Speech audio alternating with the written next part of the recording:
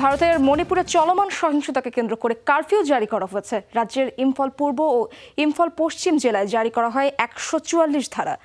ভারতীয় নাগরিক সুরক্ষা সংহিতা ২০২৩-এর ধারা ১৬৩-র অধীনে এই নিষেধাজ্ঞামূলক আদেশ জারি হয়েছে। রাজ্য প্রশাসন জানায়, পরবর্তী নির্দেশ না দেওয়া পর্যন্ত জনগণকে তাদের বাসস্থানের বাইরে চলাচল সীমিত করার নির্দেশ দেওয়া হয়েছে। ২৫০টিরও বেশি ডিজাইন অপশন নিয়ে ওয়ালটন স্মার্ট ফ্রিজ, বোঝে আপনার প্রয়োজন। গেল শনিবার রাজ্যের জিরিবামে ব্যাপক হামলা চালায় বিচ্ছিন্নতাবাদীরা।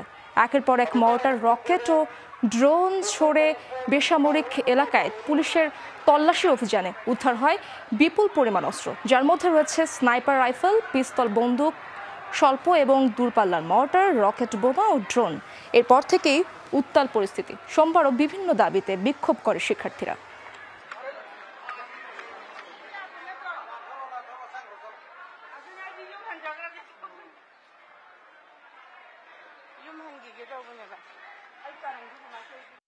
We want to make some very important clarification.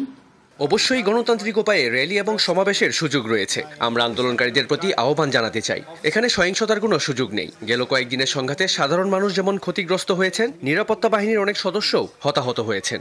So we want to